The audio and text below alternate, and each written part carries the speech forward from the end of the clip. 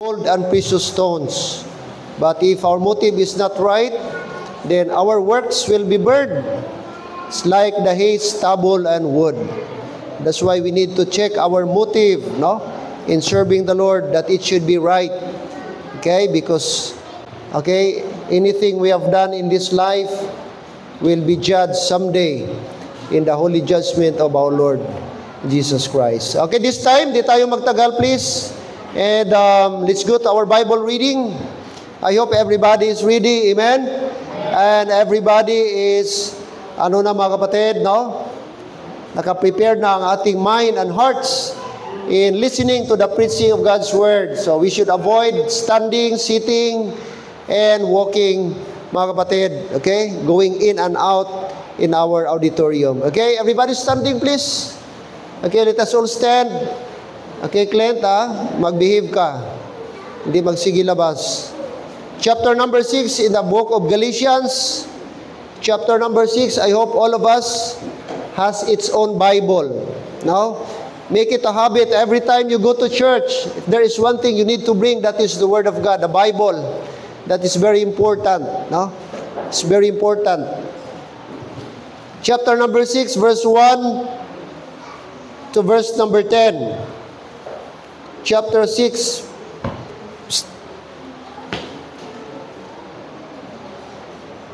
Verse 1 to 10. Let's begin reading verse 1. Right? All together, verse 1 until verse number 10. Pakishare ang Bible ninyo sa inyong katabi. If ever walang Bible yung inyo pong katabi, especially ating bisita. Okay? Bible says, verse 1, read. Brethren, if a man be overtaken in a fault, ye which are spiritual, restore such one in the spirit of meekness, considering thyself, lest thou also be tempted. Bear ye one another's burden, and so fulfill the law of Christ. For if a man think himself to be something, when he is nothing, he deceiveth himself. But let every man prove his own work, and then shall he have rejoicing in himself alone, and not in another. For every man shall bear his own burden. Let him that is taught in the word communicate unto him that teacheth in all good things. Be not deceived, God is not mocked, for whatsoever a man soweth, that shall he also reap. Verse 8, for he that soweth to his flesh shall of the flesh reap corruption, but he that soweth to the Spirit shall of the Spirit reap life everlasting. 9, and let us not be weary in well-doing, for in due season we shall reap if we faint not. Verse 10, as we have therefore, let us do good unto all men, especially unto them who are of the household of faith. Amen. May God bless us as we read His Word. Before we proceed further, let us come to the Lord in prayer.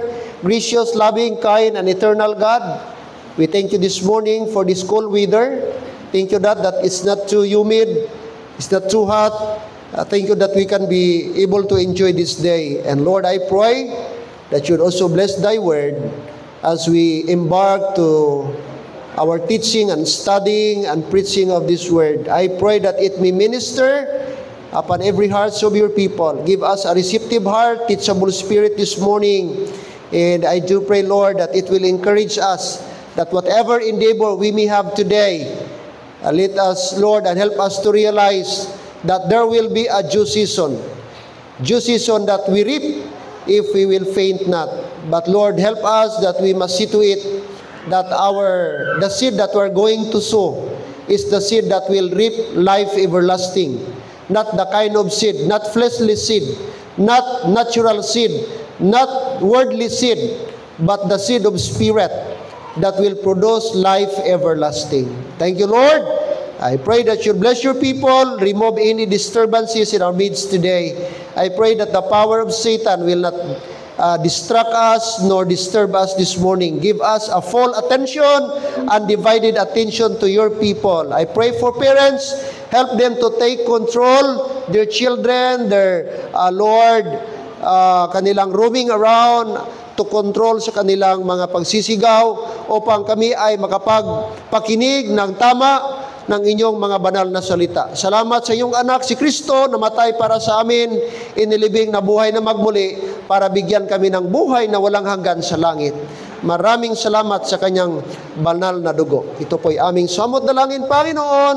Papasalamat po sa inyo. Purihin ka sa aming buhay. In Jesus' name, amen and amen. Thank you, and please be seated. Okay, Apostle Paul, siya po mga kapatid ang may sulat sa Book of Galatians, and here, meron po siyang warning, both warning at the same time, meron din po siyang exhortation. In this book, makita po natin ang kanyang warning, verse 1. Brethren, if a man be what? Be overtaken, that is, nahulog ng kasalanan, nagkamali, natisod, okay, nanghina. At sabi po niya, fault in a fault. Anong gawin ng isang Kristiyano? Ye, that refers to your fellow brethren. Ye, ikaw po yan. Ye, ako po yan. Ang sabi, ano ang kanyang instruction? Ye which are spiritual. So, binigyan niya ng instruction, yung taong spiritual. Ano ang command? Restore such one in what? In the spirit of meekness, considering thyself, lest thou also be tempted. So ito po ay warning ng bawat isa, na tayo po, normal sa ating buhay, magkamali, mahulog, matisod, manghina. So bali, kung meron kang kapatid na hulog, natisod, nanghina, ang iyong tungkulin bilang mananampalataya, ang iyong tungkulin bilang kapwa mo Kristiyano ay hindi mo awayin, hindi mo laitin, kundi sabi mo, tulungan mo siyang makabangon. Tulungan mo siyang makarecover. Sapagkat ang nangyari sa kanya, posible ding mangyari sa iyo. Ito yung paalala ng Biblia sa atin, lest thyself, sabi niya, considering thyself. You need to realize, sabi ni Paul, lest thou also be tempted. Kung nahulog siya, nagkasala siya, pwede ding mangyari sa iyo. Kaya sabi niya, tayo po ang ating responsibilidad is to minister people who are at fault, mga kapatid. O, yung po nang hina. So, salamat po. In fact, verse 2, anong sabi niya, Brad? Ano pang sabi niya ni Paul? Bear ye another's what? Burdens. Magdalahan kayo. So, lahat pala tayo mga kapatid ay burden bearer. Tama po ba? Ang tawag sa atin, burden bearer. Kung ano yung dinadala na bigat ng kapwa mo, tulungan mo siya. Magtulungan mo siya. Meron kang bigat, gawin mo siya. Meron ka ditong dala, pero yung dala ng kapwa mo, tulungan. Ikaw din na nasa likod, tulungan mo rin siya. So lahat tayo is burden bearer. Yun ang principle sa Bible. Ang bigat niya, tulungan mo. Ang bigat mo, may nagtutulong din sa'yo. Tama po ba? So, hindi po solo ito. Magtulungan. Yun po ang gawain, yan po ang tungkulin, yun po ang responsibilidad sa mga member ng body of Christ. Bear ye one another's burden. Bakit po? Kapag ginawa po natin, sabi ng Bible, we fulfill the law. Ano po yung law na yan? Hindi po yung law ni Moses. Ito po yung instruction sa body of Christ na tayo po ay burden bearer ng bawat isa. So napakaganda po kung lahat tayo may bigat na dinadala, emotional, financial, material na burden, kung nagtutulungan tayo, gaano man kabigat, ay pwede po siyang magiging gumaan. Pwede po siya maging comfort. Hindi po siya nabibigatan. To the point, mga kapatid, kasi pag sinulo mo yan, sa sobrang bigat, ma-overwhelm ka ng problema mo, at akala mo, wala ka ng kapatid, at inabandona ka na. Kaya maraming mga kapatiran, hindi nakarecover sa pagiging, malamig, hindi nakarecover sa kanilang problema, sapagkat di po nila naranasan, di po nila naramdaman na may kapatiran sa Panginoon. Kaya ang tunay na iglesia, nagtutulungan. Ang tunay na iglesia, nagdadamayan. Hindi po naglalaitan, hindi po nag-aaway. Amen? Sapagkat may banal ka na Espiritu ng Diyos, may Espiritu ng Diyos sa aking puso. Kaya yun yung dapat common denominator natin. Amen? So yun ang sabi, let us not be weary. At yan po ang ating key points po ngayong umaga, mga kapatid. Now, there are few things na ating pong i-discuss this morning. Ito po yung ating pinaka-key verse. At makikita po yan, verse number 9. Okay, very familiar. Lagi natin nababasa. And I believe iba sa inyo maybe life verse. And I like this verse. Ito po encouraging verse. And let us not be weary. Let us not be weary in what? In well-doing. Masyadong malaki. No? Hindi na kasya. Alright. At anyway, okay. So sabi dito, life can be wearisome. Ang buhay, mga kapatid, aminin natin, minsan nakakapagod. Tama po ba? Wala sigurong taong hindi napapagod. Lahat tayo napapagod. Yes, sabi ng Bible, we get tired. That is reality in life. That is fact of life. Being weary, mga kapatid, getting tired is inevitable. We cannot avoid that. No? Not just physically. Sa anong aspito tayo na napapagod? Physical, spiritual, and even emotional. Amen? Ito yung aspito na common ng tao ay nanghihina. Napapagod siya. Alright? And that is reality. Pero sabi ng Bible, doing good, serving others, praying, working for God, sometimes it feels like our efforts go unnoticed or unrewarded. Anong dahilan? Bakit ka nanghihina? Bakit ka minsan parang sumusuko na sa buhay? Kasi akala natin na ang ating ginagawa ay walang nakakaalam. Nafi-feel natin na tayo po ay unrewarded. Kaya pag ang ating feeling, unnoticed, unrewarded, doon napapasok yung napapagod ka. Doon napapasok na madi-discourage ka. Kasi ang gusto mo na may taong makanotice sa'yo. Gusto mo na marireward ka. Pero tandaan natin mga kapatid, na ang ating paglilingkod sa Panginoon ay hindi para sa tao. Para ito sa Diyos. Kaya kung para sa Diyos ang paglilingkod mo, wala kang pakialam kung magiging unnoticed ka. Wala kang pakialam kung unrewarded ka. Ma-reward ka man o wala, may nagpapansin man sa iyo o wala. Kasi ang puso mo para sa Panginoon. Ang desire mo para kay Lord. Hindi para sa tao. Kaya kung ang motivation mo, reward at notice, mapapagod ka. And eventually, mag-stop ka. Grabe, wala man lang nag-recognize sa akin sa pulpit. Si pastor, di man lang nabanggit ang pangalan ko. Wala man lang nagpasalamat sa akin. Grabe na yung ginagawa ko. At time will come, mag-weary ka. Kasi dito tayo, kapatid, nakafocus. Kaya this morning, nais kong i-hamonin kayo, nais kong i-challenge kayo, na mga kapatid, ano ba ang proper nating motivation? Okay, but first of all, Apostle Paul, gi-encourage po niya ang church of, anong church ito? The Church of Galatia. The Church of Galatia.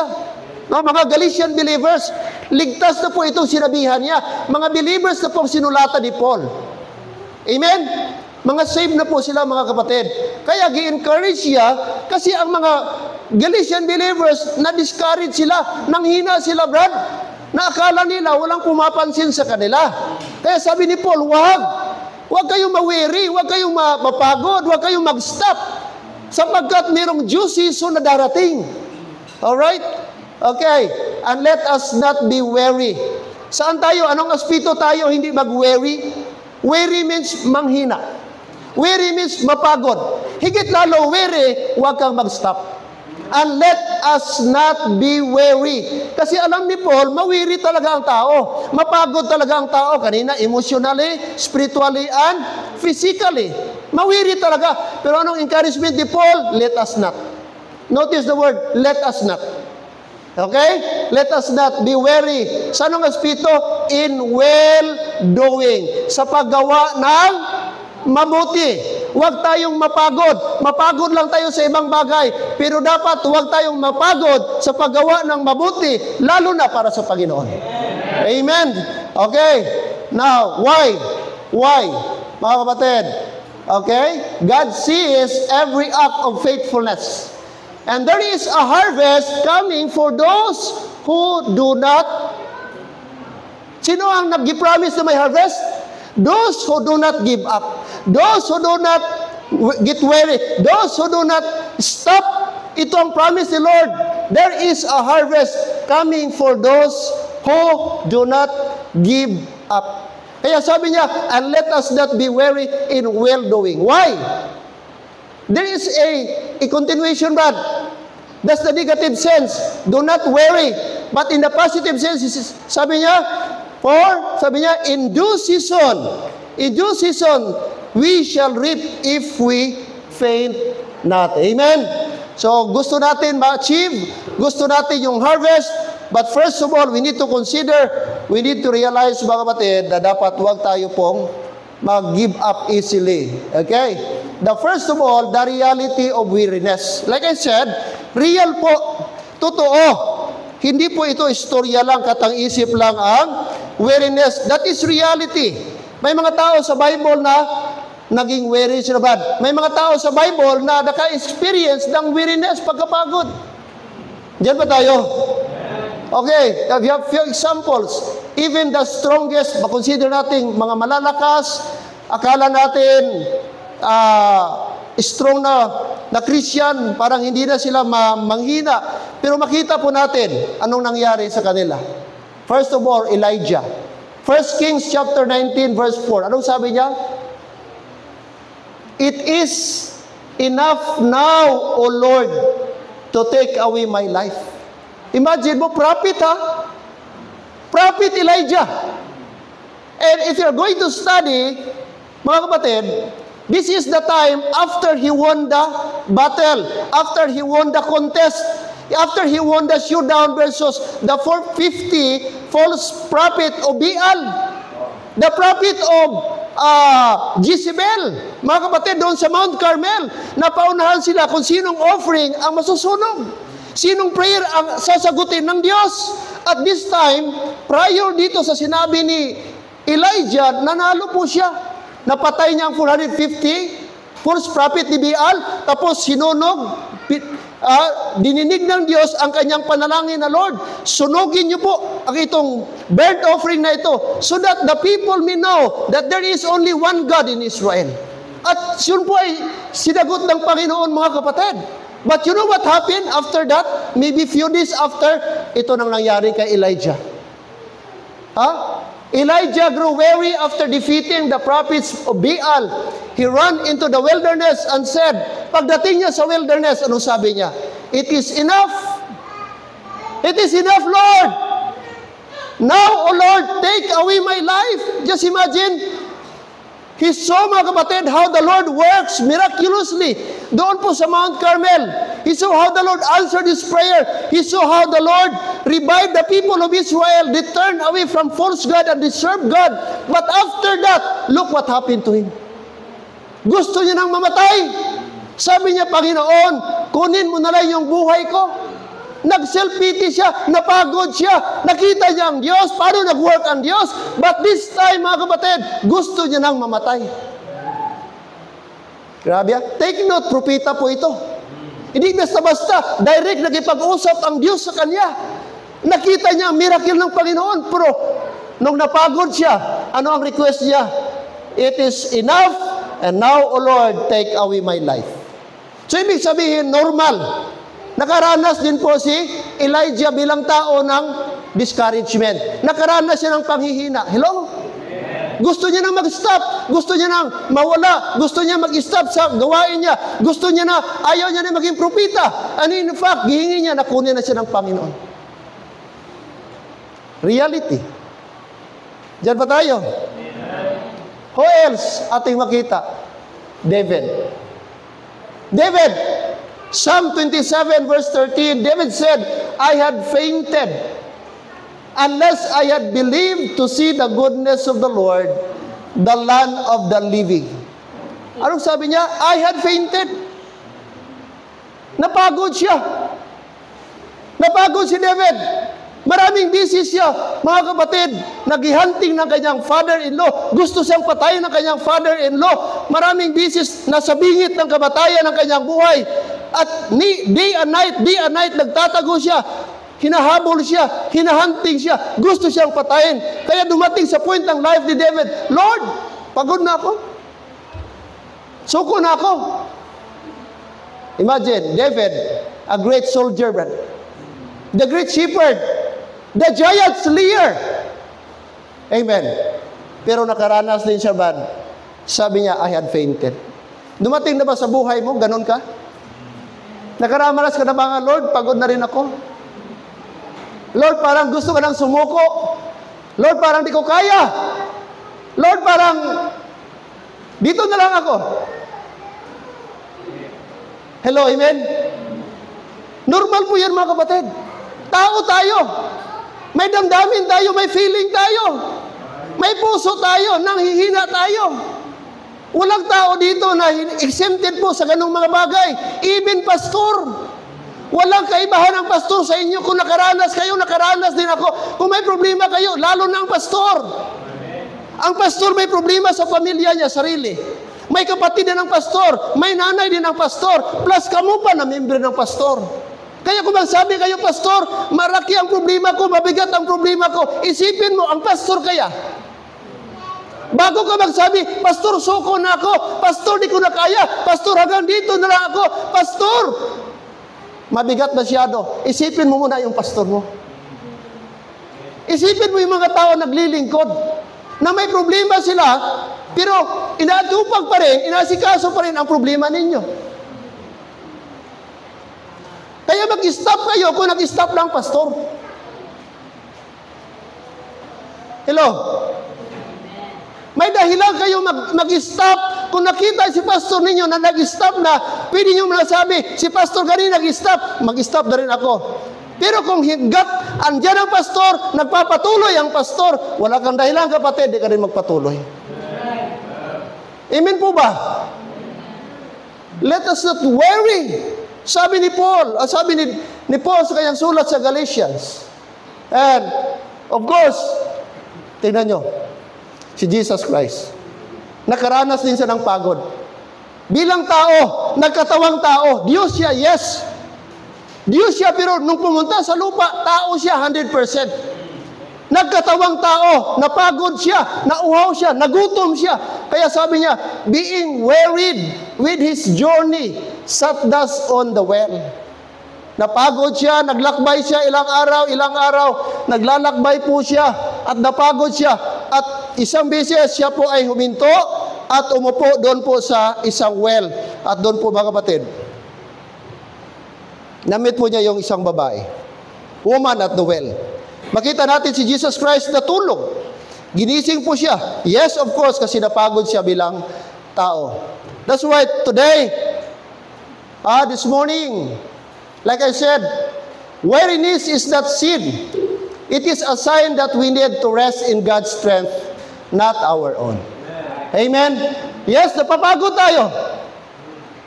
Pero ang gusto ng Diyos na ang ating kapahingahan, ang ating rest ay nasa Kanya.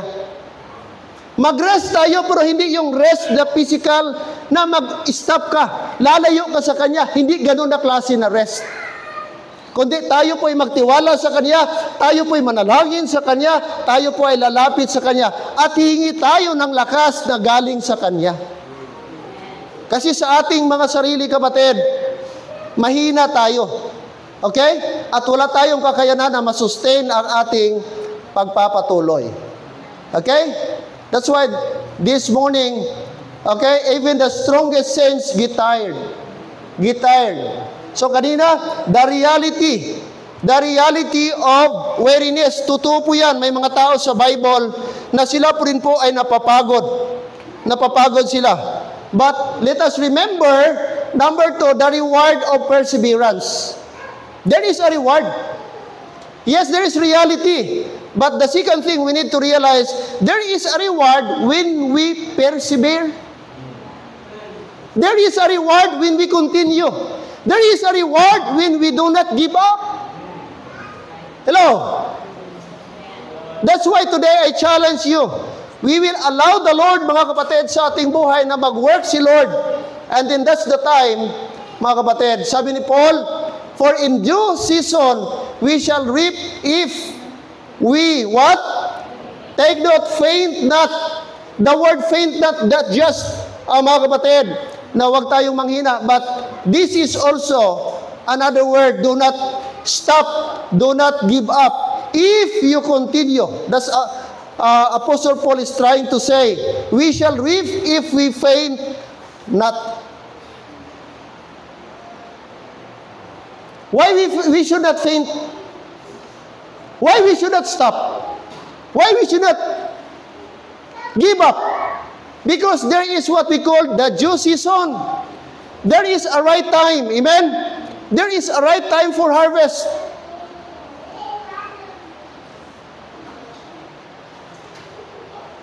All right. God has appointed time for your harvest.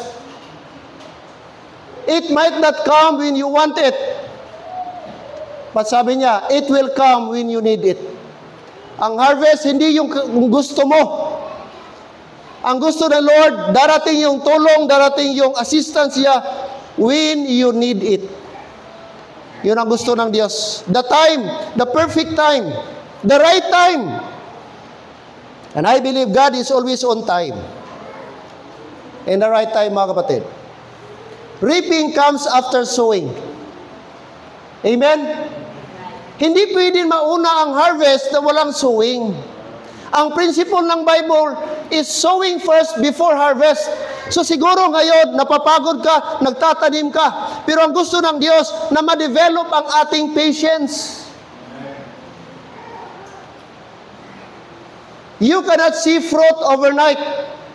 Walang nagtanim pagkabukas, nag-harvest. Walang ganon. Hindi ganon ang principle ng Bible. Pag nagtanim tayo, it takes time. It takes time ang seed na mag-grow. And that seed, mga kapatid, number one, the seed of patience.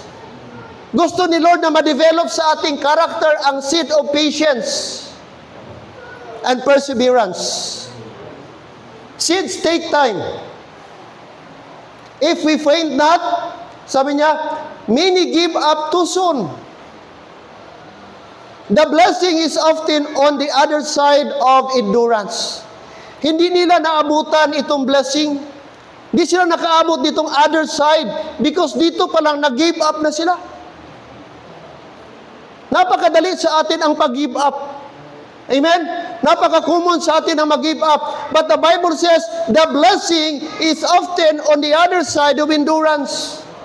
Gusto ni Lord na mag-endure tayo. Gusto ng Panginoon Diyos ma-develop ang ating patience. Hey, listen, si Abraham, nag-intay po siya 25 years. Bago nagkaroon ng anak, 75 siya.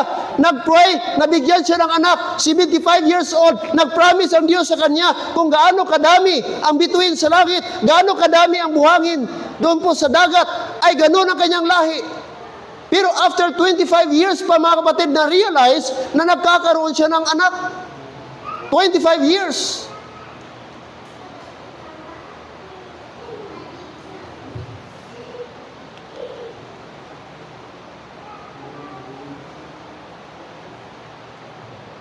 One of the familiar verse. Amen. But please understand the verse. Not just read, but understand. There is enough reason, there is a moral lesson beyond this verse. He said, be steadfast. The word steadfast, that is very strong. Be firm. What's next? Unmovable. That is, do not be shaken. Do not be moved. There is problem, do not be moved. There is pressure, don't be moved. There is challenges in life, there is this thing, do not be moved. Unmovable. Amen. Unmovable. Always. What should be our response? Instead of being movable, our response should be, we need to be steadfast, we need to be unmovable. Next, always abounding in the work of the Lord. That's the exhortation.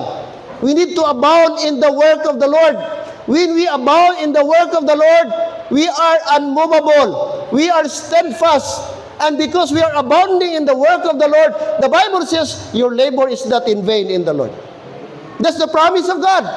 That's a sure promise of God for those who are steadfast. Napaka-common na ngayon ba ang mental issue. Mga tao na pag may problema, kaagad resolve sila, ang final recourse nila, final solution nila, mag-suicide. At ang suicide rate ngayon, suicide data, suicide census, mga kapatid, is getting higher. Napakataas. And you know what? Isa sa pinakamataas talaga na suicide rate, mga kapatid, Japan.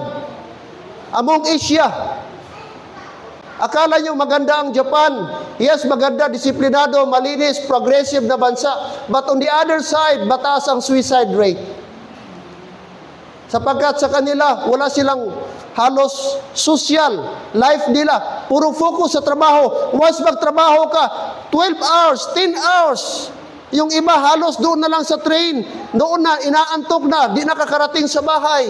Kaya ang iba wala nang balak magbalak mag-asawa kasi subsob sa trabaho. Very alcoholic na mga tao.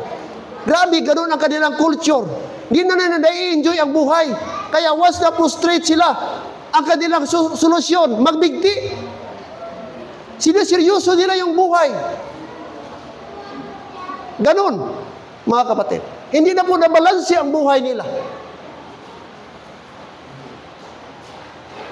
Ba tayo, salamat sa Panginoon, may Diyos tayo.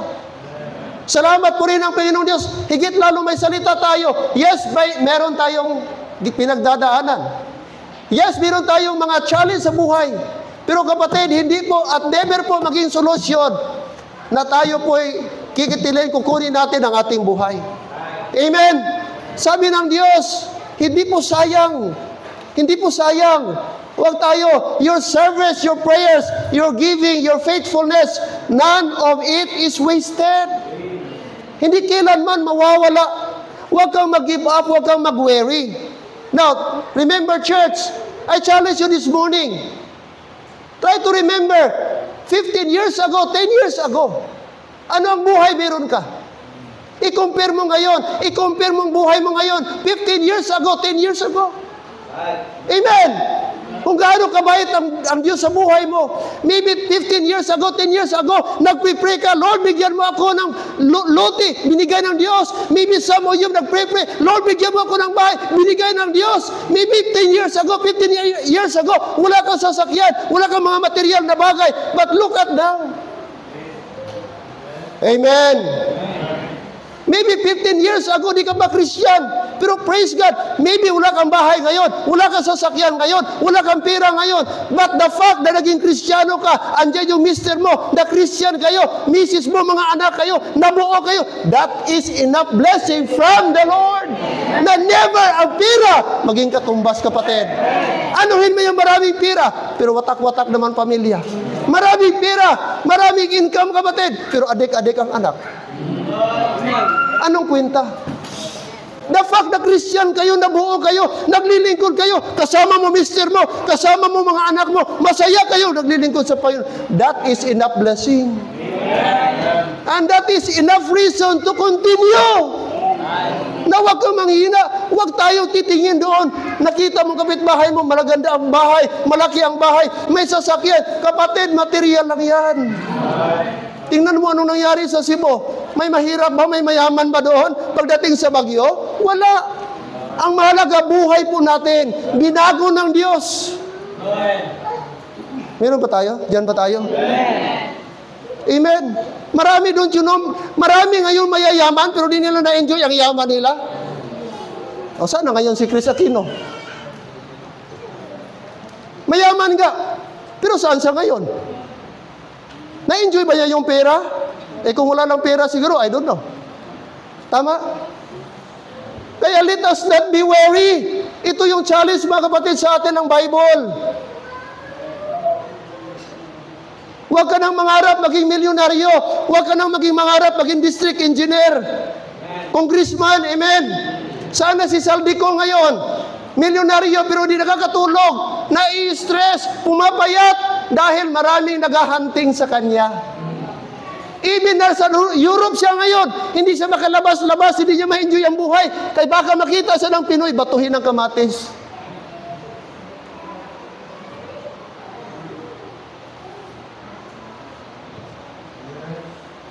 Diyan ba tayo?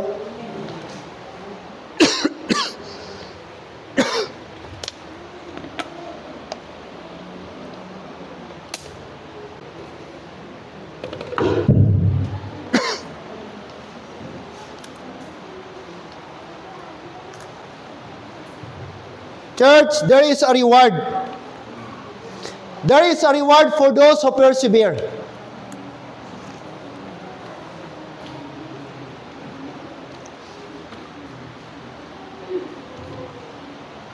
The promise of reward are those who persevere. Are you with me? Ang binigyan ng pangako ng Diyos na magkakaroon ng reward is yung nagpapatuloy. Kaya sabi ni Paul, and let us not be weary. Let us not be weary, sabi ni Paul. Huwag kang manghina, huwag kang mag-stop. Sabi niya, ano ang purpose ng perseverance? The purpose, number 1, perseverance builds character. That's one of the reward, mga kapatid. Na kung tayo po ay mag-persevere, ang resulta ng perseverance, anong perseverance? Perseverance, pagpapatuloy ba? Yung pagiging consistent, endurance, yun ang ibig sabihin. Ano ang resulta niya? Anong benefit? It builds. Ano ang i-build up niya, Brad? Character. Oh, let's read Romans chapter 5. Romans chapter number 5. All right. Ang sabi niya, Romans chapter 5 says, we glory in tribulation also, knowing that tribulation worketh what? Patience. And patience, what? Experience. And experience, hope. Oh. So, ano pala, Brad? Ano ang gina-develop sa perseverance? Okay, knowing that tribulation worketh patience. So, mabuild up pala, mga kapatid, ang ating patience. Ginapalis tayo ni Lord. Every time you choose to keep trusting God in storm, something changes inside you. Perseverance refines your spirit. It strengthens you. Okay? And makes you and matures your character. Ito ang purpose ng perseverance. Kaya minsan ginadelay ni Lord ang ating mga prayer, hindi kaagad na katulad ng genie na pag-grab mo, automatic andyan na. No, sometimes it takes time. It takes time. May mga prayer tayo na instant, next week, next year, sasagutin ni Lord. But there are also prayers sometimes, mga kapatid, it takes decades. It takes years and years bago sasagutin ng Panginoon. Kasi gusto ni Lord na lalo tayo, always tayo, patuloy tayo na lalapit at mag-pray at hihingi sa Kanya.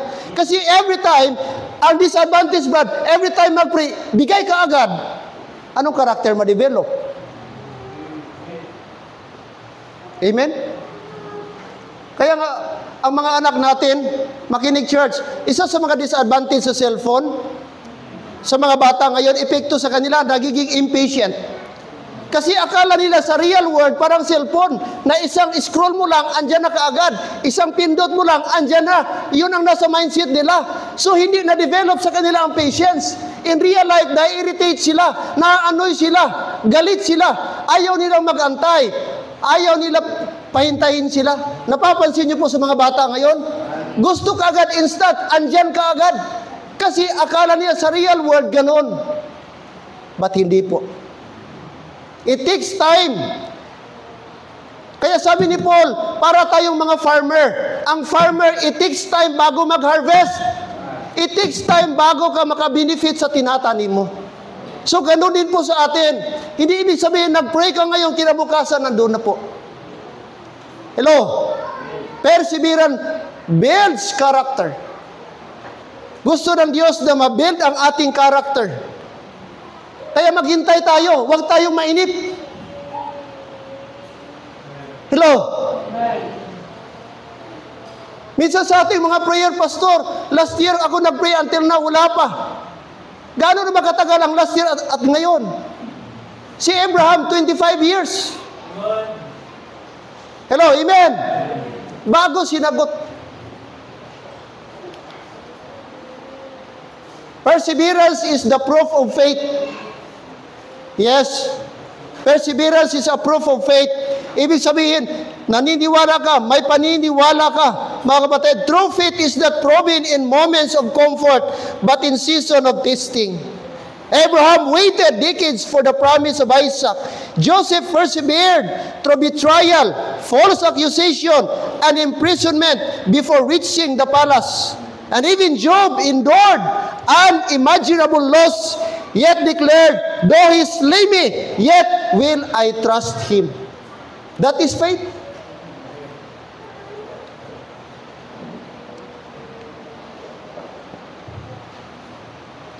That is faith. Na-develop ba ang ating faith? Habang gahintay tayo, na-develop ba ating faith? Si Hannah, kinukot siya.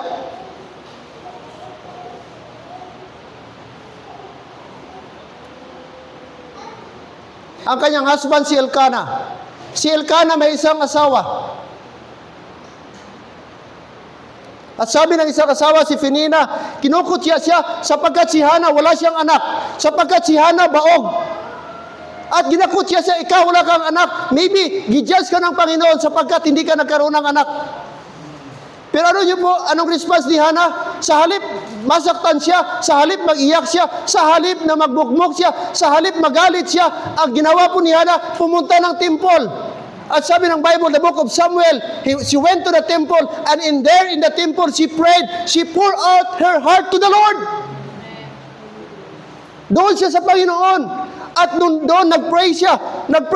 Hindi niya i-open ang kanyang mouth, pero nagamumble siya. At yung isang pari doon na si Eli, napagkamalan siyang lasing. Sabi niya, babae, ilang days ka na ba na lasing? Alisin mo yung bino sa bibig mo. Sabi, sir, pari, hindi po ako lasing, but I pour out my heart to the Lord.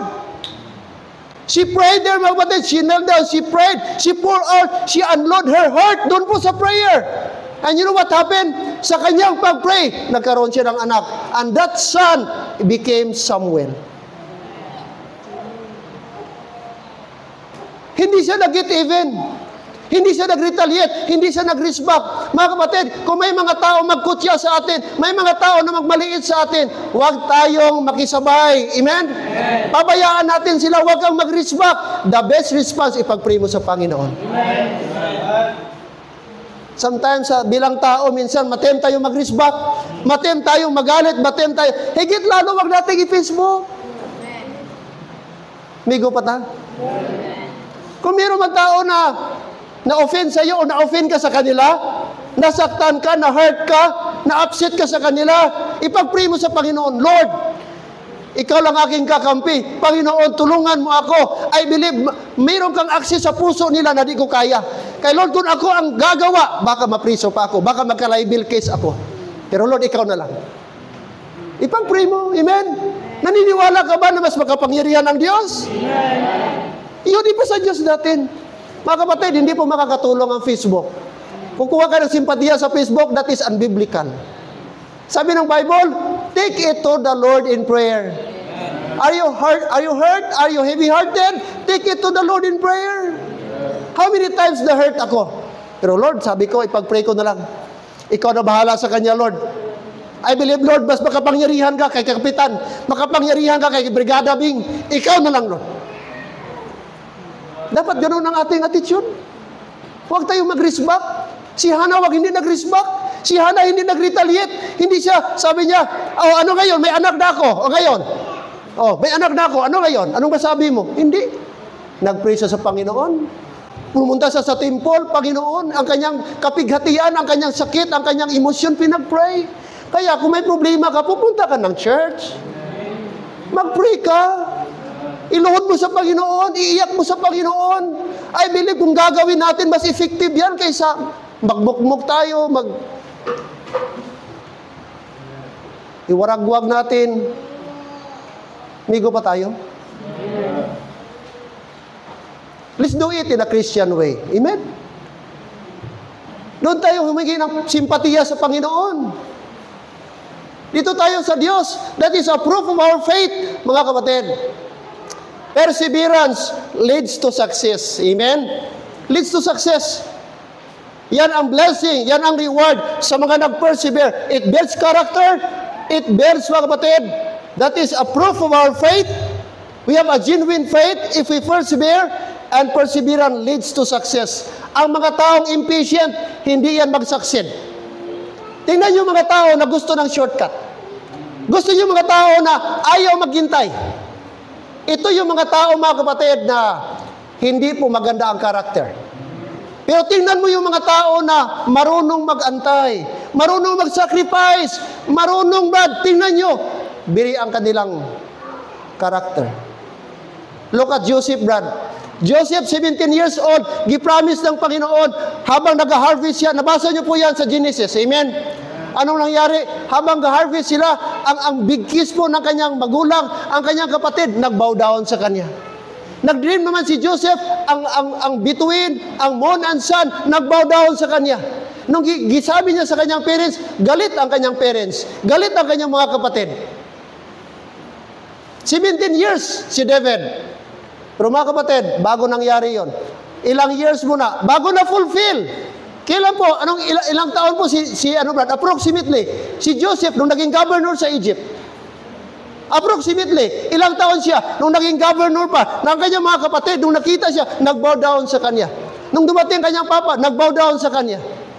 That is 40 years old. Ilang years, Rod, bago nangyari ang promise ni Lord. Hindi siya nagsabi, Lord, saan na yung dream ko? Lord, saan na yung promise mo? Hindi siya na magdali. Because alam po ni Joseph, mga kapatid, that there is a right time. In due season, we shall reap if we faint not. Amen? Perseverance leads to success. Example, Joseph, Hannah, and of course, ang isa sa mga famous is Job. Perseverance. Nagpatuloy siya, nawalan siya ng anak, nawalan siya ng servants, nawalan siya ng mga livestock, and yet, sabi niya, Lord, though He slay me, yet will I trust Him. Faith without perseverance is like a seed, planted but never watered. It starts with hope, but perseverance causes us to grow and bear fruit. Amen. Mga kapatid,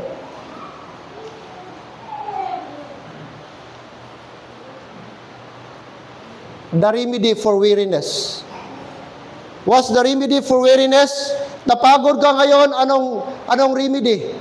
Sabi ng Bible, how do we keep from getting weary? Kaya ang reality pala, mapagod man tayo. Ang reality, mga kapatid, minsan na-discourage tayo. Pero ano po yung remedy? Rely on God's strength. Amen? Sa kay Lord tayo, hihingi ng lakas. Sapagkat siya ang source ng strength natin. Siya ang supplier ng strength natin. Sa sarili mo, mawiri ka talaga. Anong gawin natin? Sabi ng Book of Isaiah 40 verse 31, they that wait upon the Lord shall renew their what? Their strength. They shall mount up with wings as eagles. Anong gawin natin? We shall renew our strength in the Lord. While we wait on the Lord, we shall renew our strength. How? Okay? Waiting on the Lord means trusting. Waiting on the Lord means resting. And waiting on the Lord means depending on Him. Remember God's promises. Anong sabi ni Lord? When you feel like quitting, remember what God said. He promised a harvest. He promised strength. And He promised. Amen. Mr. mo, Mrs. mo, pamilya mo, maybe one day pwedeng lalayo sa'yo. Pwedeng tatalikod sa'yo. But praise God, He promised that He will never leave us. That's a sure promise of God. Meron sa Cebu, nawala ang pamilya niya, pitong member ng pamilya. Isa lang nag-survive. Siguro sa isip mo, ano pang saysay ng buhay ko? Wala na sila lahat. Siguro sa human mind natin, kapatid, wala na. Magano pa ako sa mundo, wala nang kasawa ko, anak ko, Membre ng pamilya ko. Pero mga kapatid, si Job, makita natin, 10 anak niya namatay. Pero na-realize ni Job that there is still God. Amen? Na hindi siya pababayaan. Refocus on the mission. Rely on God's power. Next, refocus on the mission. Don't get distracted by results. Focus on obedience. Keep doing good even when no one else is watching. That's our motivation. Hindi tayo number-oriented. Kasi pag number-oriented tayo, madali tayong ma-sidetrack, madali tayong ma-discourage. At manghina po tayo. Amen? Gusto natin ng result, gusto natin ng number.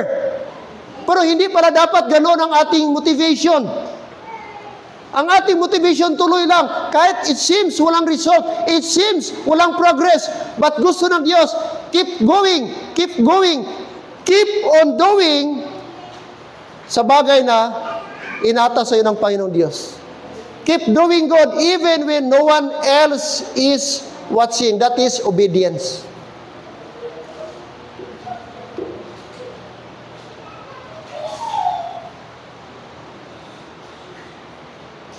Diyan ba tayo, church?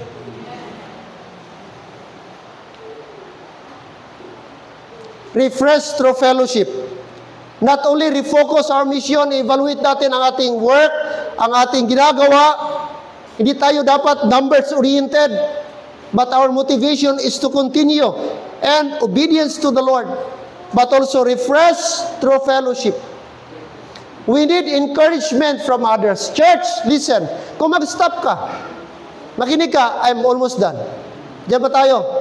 Kung mag-stop ka, ang tanong ko sa iyo, nasolve ang problema mo? Kung mag-stop ka, anong outcome? Gagaan bang buhay mo? Gaganda bang buhay mo? Masusolve ang problema mo kung mag-stop ka? Lalayo ka sa Panginoon. Let's say, okay, nag-stop ka, kaya napagod ka. Okay, ang tanong ko sa iyo, nasolve ang problema mo, nag-stop ka? Naging happy ka ba nung nag-stop ka? Nabawasan ba ang problema mo nung nag-stop ka? Gumanda ba ang buhay mo nung naghinto ka sa paglilingkod? At lumayo ka sa Panginoon? Yun ang tanong ko sa iyo. Di ba hindi? Kasi hindi yun ang paraan. Gusto ng Diyos, kahit nanghina ka, napagod ka, ang gusto mo nang sumuko, mga kapatid, gusto ng Diyos, i-renew natin, i-refresh natin. Number 1, ang ating fellowship sa Kanya. Gusto ni Lord sa Kanya ka lalapit. Pangalawa, lalapit ka sa mga kapatiran mo. There is solution, there is answer, mga kapatid, in the fellowship of the brethren. There is benefit when we go to church. There is benefit when we fellowship with fellow Christians. Hello? The strength is in the fellowship. The strength is in the encouragement comes from the brethren. Yes, hindi perfect ang mga kapatiran. Hindi perfect ang member. Pero mga kapatid, iba ang fellowship sa church kaysa labas. Iba ang fellowship sa Christian kaysa unbeliever. Sa unbeliever, mag-share ka ng problema, pwede ka pang laitin, pwede ka pang sabihan, maybe kasalanan mo, pwede ka pang i-blame. Pero dito, ipag-pray ka. Sister, ipag-pray natin. Sige sis, ipag-pray natin. Sige sis, ako din. May problema din ako. Pareho pala tayo. Pero sis, isama natin sa prayer. Ilapit natin sa prayer. I believe may Panginoon makikinig sa atin. I believe, malampasan natin ito. I believe ang Diyos makikinig sa atin. Yan ang kaibahan sa fellowship sa Christian. In Christian, brethren, we need encouragement from others. Sino itong others? Hindi itong mga unbeliever.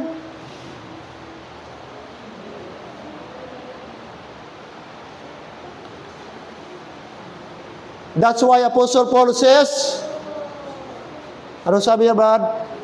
Let us not be weary. Tanong, members, dito, sino itong us? Si Paul at yung ibang Christian, including himself. Kaya si Paul ba napagod din? Pero hindi siya nag-stop. Tao din si Paul, tama? Nakaranas din siya, Brad. Nag-weary din siya. Pero anong sabi niya, Brad? Let us not. including himself. Let us not. Bakit po? Kasi there is a due season. Encourage siya. Siguro ngayon, napapagod ka na. Siguro, I do not know, sa anong aspeto ka napagod? Financial at common po yan. Siguro, walang exempted sa atin. Tama. Lahat tayo may concern financial. Bakit ka nagtatrabaho? Bakit ka nag-overtime? Kahit minsan, napagod ka na sapagkat dito tayo ang ating concern. Pero tanong, dahilan ba yan para mag-stop ka? Siguro kulang ka material, pero dahilan ba yan mag-stop ka? Sabi ni Paul, no! Let us not be weary. Christians, ano man kabigat problema mo? Let us not be weary. Anong struggle mo ngayon? Let us not be weary. May mga concern ka ngayon? Let us not be weary. Why? For there is a due season.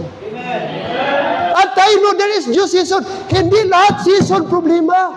Hindi lahat season may struggle. I believe after struggle, there is blessing. Amen? That's why don't give up. Don't get discouraged. And higit lalo, do not stop because there is a due season that we will reap if we faint not. Amen? Doon tayo. Yun ang ating motivation. And I believe, mga kapatid, listen, kung hindi man dito, mga kapatid, yung due season, I believe someday. Amen. Someday! That is the rapture. That is the due season. No more night. No more tears. No more pain. Never crying again. Hello? That will be a glorious day. That will be the most happiest day. No more crying, no more tears, no more sorrow, no more pain, and no more death. How many times umiyak ka? How many times nasaktan ka? How many times, mga kapatid, gusto mo lang sumuko? But praise the Lord in due season.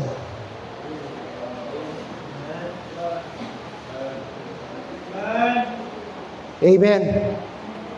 Dapat doon tayo, excited tayo sa glorious coming. That is our blessed hope. Titus 2:13. Looking for that blessed hope, the glorious appearing of our great Savior, the Lord, Jesus Christ. Are you excited, mga kapatid, sa rapture?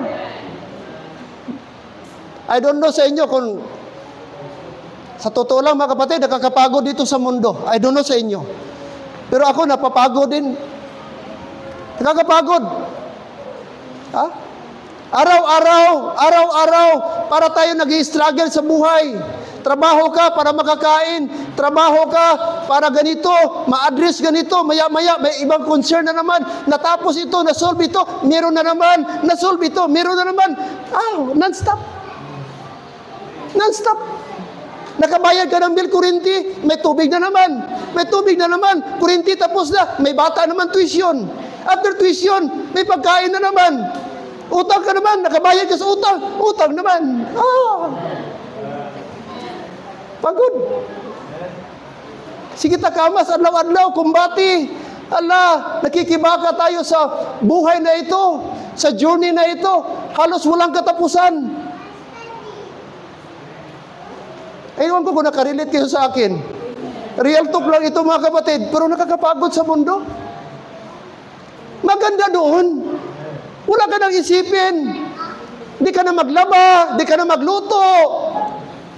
Di ka na mag-overtime, di ka na magising ng maaga. Ma-pressure ka, anak mo may sakit. Nakakapagod.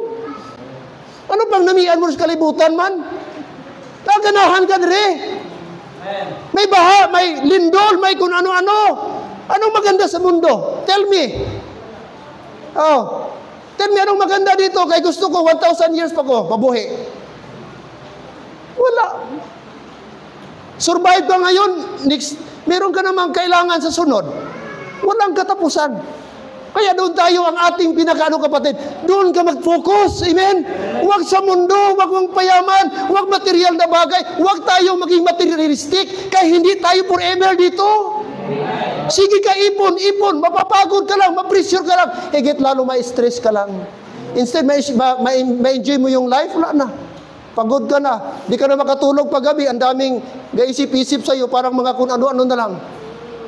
Madaling araw ka na makatulog, pagising mo sa umaga, parang buyong-buyong ka. Hindi ka na makatrabaho ng mabuti kasi, yes or no? Amen? Ang daming. Kaya sabi ni Paul, let us not be weary.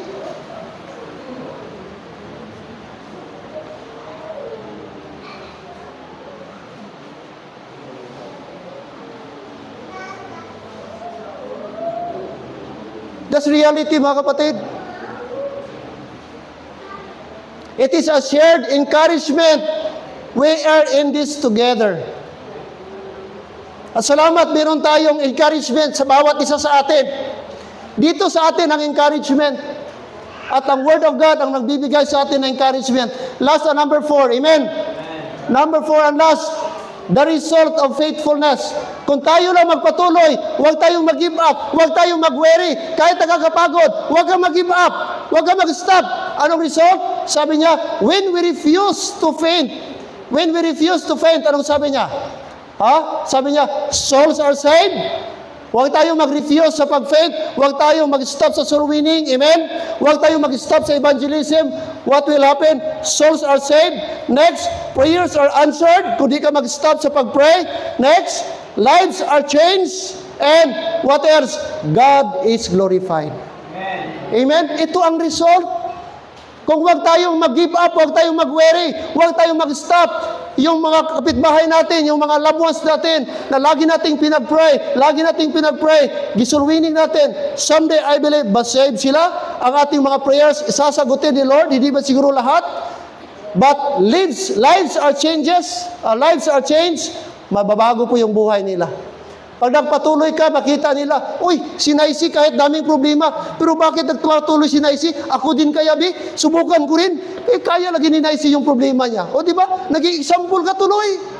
Naging encouragement ka sa ibang tao sapagkat di ka nag-give up. And, bakit? Ano pang dahilan? Ano pang nakikita, Brad? Makita nila ang Diyos. God is glorified. Sabi niya, kakaiba itong mga taong ito. Kahit may problema, pero parang wala lang. Ano kaya sikreto nila? Ang di nila alam, may Panginoon tayo. Amen? Kaya ang tunay na Kristiyano ay hindi po nag-suicide. Kaya meron tayong Diyos. Gaano kabigat? May Panginoon ka, kapatid. Nakakampi natin, tutulong sa iyo. Amen? Iyon po, mga kapatid. God is glorified. The harvest may not always be material. Makinig ka. Yung harvest doon sa let us not be weary in well-doing, hindi lahat doon material. Sometimes it's a peace, sometimes it's a joy, and the satisfaction of knowing the Lord. Amen? Hindi lahat material na in due season, magkaroon ka sasakyan, magkaroon ka ng bahay, magkaroon ka ng negosyo. Maybe, someday, not in the form of material. Sometimes, ang i-allow ni Lord na blessing, ito mga kapatid. Di ba blessing ito? Marami kang pera, pero wala ka namang peace of mind. Di ka makatulog, kaya baka paglabas mo, huldapin ka. Di ba? Kaya nai-stress ka. Maraming mga tao ngayon, mayayaman, hindi ka labas-labas, basta-basta. Walang joy. At walang satisfaction. Tingnan mo, anak ni Kuya Kim. Matalino, bright, maganda. Pero nangyari, nag-suicide. So, hindi sagot, mayaman ka, hindi guarantee, bright ka, hindi guarantee, mapera ka, sikat ka, na may peace of mind. Meron pa siyang mental issue. Kapatid, the greatest blessing is peace of mind. The greatest blessing is joy. Na kapatid, kahit may problema, ay, mga kapatid, nakakayanan po natin. Meron tayong satisfaction. Meron tayong satisfaction na hindi pwedeng i-provide ng mundo. Amen? Of knowing you've done God's will. Anong dapat natin? Alam niyo po mga kapatid, ang very fulfilling sa life natin, hindi yung accumulating sa mga bagay. Ang magbigay ng real satisfaction sa atin is doing God's will. Sundin mo lang ang kalooban ng Diyos. Yun, kapatid, ang magbibigay sa iyo ng tunay na kaligayahan. Na alam mo, pagtulog mo, Panginoon, salamat po, na-fulfill ko yung joy. Na-fulfill ko yung kalooban mo sa buhay ko. That is the secret of real joy and peace, mga kapatid. Amen. Hindi po sagot ang material na bagay. Therefore, my beloved brethren, sabi ni Paul, be steadfast. Sabi niya, 1 Corinthians 15:58. For, take note, in due season, we shall what? Reap. Kailan ka mag-reap? Anong i-reap mo? Anong condition? If, conditional po yan, if we faint not. So, gi-promise niya itong reaping if we faint not. So, meaning, if we faint, we cannot expect there will be reaping. Amen? Because reaping or harvest will only come if we faint not. That's why I challenge you this morning. Gaano man kabigat problema mo, huwag tayong susuko. Amen? And let us not be weary. Kapatid, malapit na magbalik ang Panginoon. I believe malapit na magbalik si Lord. Di ako magbigay ng date. Wala tayong date. But just look around. Anong nangyayari, mga kapatid? This is a sign that the coming of the Lord is very soon. Amen. Kaya po, if you are not saved, kung di ka pa ligtas ngayon, kapatid, nais ko pong maligtas kayo. Mga mahal naming bisita, nais namin maligtas ka ngayong umaga. At simple lang ang kaligtasan. Dapat mo paniwalaan ang ginawa ni Kristo sa cross. Siya ay namatay para sa iyo, siya ay inilibing para sa iyo, at siya po'y nabuhay na magmuli para sa iyo. At ang kanyang dugo binuho sa cross para maging katubusan ng iyong kasalanan. Ang gawin mo, magtiwala ka. Sabihin mo, Panginoon, salamat po na tinubos mo ang aking kasalanan. Salamat na matay ka para sa akin. Salamat, hindi na ako ang kailangan magsakripisyo para ako'y maligtas, kundi ikaw na nagawa. Nagsakripisyo, nagdanak ng dugo sa cross para sa aking kaligtasan. Panginoon, magdesisyon ako ngayong umaga. Pagkatiwalaan kita bilang aking tagapagligtas sa aking buhay. Hindi aking reliyon, mabuting gawa, kundi ang ginawa mo lamang doon sa cross sa Kalbaryo. Ang siyang tanging makapagliligtas sa akin. Amen? Kapatid, regalo po ang kaligtasan. Hindi mo kailangang trabahuan. Hindi mo kailangang pagpaguran sapagkat ginawa na po ni Kristo ng lahat. Kompleto at libre po yun. Ang gawin mo, magtiwala ka sa Kanya. Every head bow, Father, we thank you. Salamat this morning, Panginoon, sa inyong paalala. Salamat po, Lord, sa inyong pag-encourage sa amin. Salamat sa paggamit kay Apostle Paul, na aming apostol sa aming panahon ngayon. The apostle to the Gentiles, the preacher, the minister, the missionary for the Gentile and the dispensation of grace. Oh Lord, today, I pray for those believers. I pray for those brethren. I pray for those members who are weary. Maybe emotionally weary sila. Maybe mentally weary sila. Maybe, Lord, spiritually weary sila. Above all, maybe financially weary sila. Lord, whatever it is, I pray, tanggalin niyo, Lord, ang bigat sa kanilang mga puso, ang bigat sa kanilang diladala. Lord, salamat po na, Lord, gaano man kabigat ang aming burden. The Bible says, come unto me, all ye that labor and are heavy laden, and I will give you rest. Salamat, Panginoon, na kung ilagak namin, ilapit namin, ipagkatiwala namin ang aming mga kabigatan sa inyong presensya, sa inyong harapan, ay maiibsan, Panginoon, mababawasan ang aming bigat. Lord, nakakapagod sa mundo. Very draining, Lord, sa mundo. But thank you, Father, that you promise us that, Lord, our burden will be lightened. Our burden will be listened. Lord, if we come to you, if we come before you and bring our burdens to you, Lord. Oh, Lord, thank you for that assurance. Thank you, Lord, for that great blessing na, Lord, ibigay niyo sa amin na meron kami, Panginoong Diyos, burden bearer naming Panginoon. First of all, Lord, our burden of our sin has been gone in the cross of Calvary. Thank you for your Son, the Lord Jesus Christ, who took our burden and paid our sin in the cross of Calvary that we may have eternal life. Father in heaven, today, I pray for all the members of this church. Ano man bigat meron sila, Panginoon, tulungan niyo po sila. Na ang aming pag-asa, ang aming kaligayahan, ang aming tulong ay nasa inyo lamang. Hindi man sa tao mangyayari, hindi man sa tao manggagaling. But salamat, nangako kayo through the power of the Holy Spirit that you will strengthen us. Thank you for that promise that you will never leave us nor forsake us. Oh God, today, here we are. Aming ilapit ang aming mga sarili.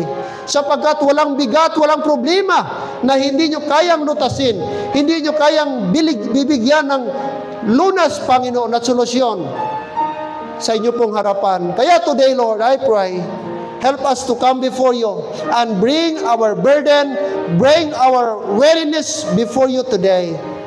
May I request everybody to stand up, please.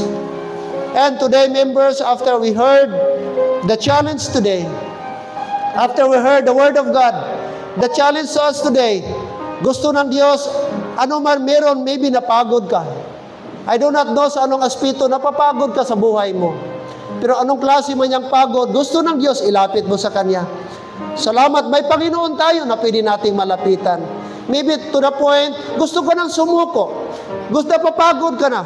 But gusto ng Diyos na ilapit mo ang iyong pagod ngayong umaga sa Kanya. Can you come to the altar and can we pray together? Lord, thank you sa your presence. Thank you for your abundant mercy. Thank you, Lord, for your abundant grace. Na Lord, siya pong magbibigay sa akin ng lakas. Panginoon, salamat. Na Lord, napapagod ako, but salamat po na ikaw para ang aking solusyon. Salamat makalapit ako. Salamat sa iyong salita na let us not be weary in well-doing, because in due season we shall reap if we faint not. Lord, help me and forgive me if sometimes, Lord, gusto ko nang sumuko. If sometimes, Lord, gusto ko nang mag-give up. But salamat sa exhortation ngayong umaga. Nag-encourage ako na wag ako magsuko, wag ako mag-stop. Sa halip, mag-continue ako. Because there is a sustaining grace na ibibigay mo sa akin. Amen. Amen. How about the others? Do you have anything? Do you have something? Wala ka bang something na ilapit sa Panginoon today? Praise God, the altar is open. Amen.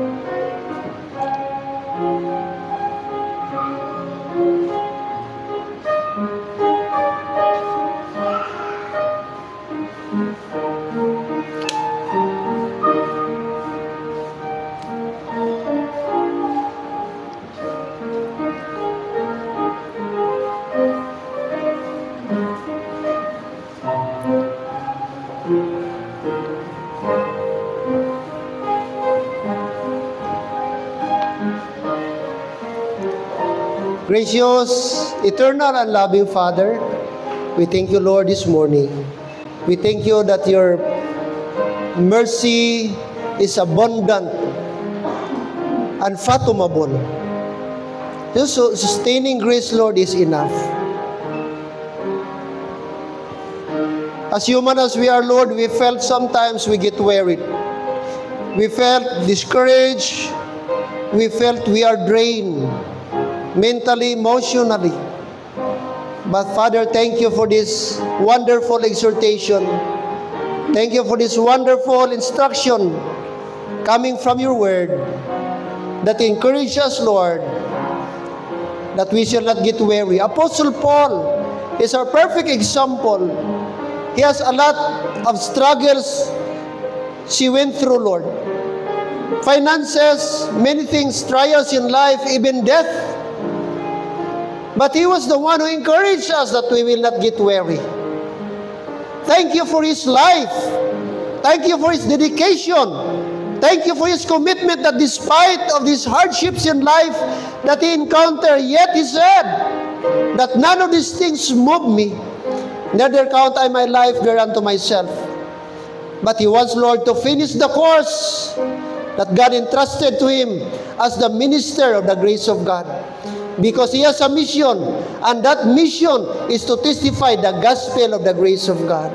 Oh God, thank you for the life of Paul. And please help us that like Apostle Paul, Lord, we will not get weary. We will not get discouraged, nor we will stop. Instead, we will continue, Lord, because the final lap is coming. The finishing line is approaching. We are almost there, Lord. And we're waiting for the glorious coming of our Lord Jesus Christ. I pray for these men. I pray for these women. I pray for these young people of our church. Help them. Give them strength to go on. Help them, Lord, to continue. Every tear, every prayer, anything, any act of action, Lord, will be counted and it will never be wasted. It will be counted for eternity. That's why, Father, I pray today, bless your people. Give them strength to go on. Give them strength to continue. Don't allow discouragement to overwhelm them. Don't allow the emotional strength, Lord, will overwhelm them. Don't wait, Lord. Don't allow the finances problem, Lord. Financial problem will overwhelm them. Instead, help them to see hope. To see the hope that our hope is in the Lord. Our hope is not in this world, not in the politician, not in our leaders, but in the person of the Lord Jesus Christ. Oh God, please help us that we will get focused in you, Lord, and we will claim the promises in the Bible that whatever happened in this world, we have eternal life. We have life waiting for us in heaven. And someday we will be with the Lord forever. We will enjoy, Lord, the glory of heaven together with our Savior, the Lord Jesus Christ. Yes, Lord, there are tears in this life. We experience hurt in this life. We experience pain and death, Lord, and separation and sorrow. But praise God, one day, these things will be banished away. Oh, Lord, oh God, what a glorious day that we're waiting for. Bless us, Lord. Dismiss us today with that kind of spirit that we are anticipating the coming of our great God and Savior, the Lord Jesus Christ. Bless, Lord, our visitors today. Salamat kay Junior Bugna, Lord, kasama ang kanyang partner. Tulungan niyo po sila sa kanilang anak buhay, sa kanilang anak, maging si Jeter, salamat na kabalik, kasama ang kanyang partner na si Mimi. I pray namin, Lord, na ma-plaster din ang kanilang pagsasama. Tulungan niyo, i-preserve niyo, bigyan niyo ng good health ang kanilang baby, Panginoon. At sa lahat po naming mga senior, bigyan niyo ko rin continue ng good health. Salamat sa aming bisita ngayon, Lord, si Sister Jean, mga anak niya, Brother Gerald, and the rest. Today, dismiss us, Lord, with your love. Dismiss us with your mercy. And most of all, kindly dismiss us with your blessing. This I pray in Jesus' name. Amen and amen. Are you still there? Amen?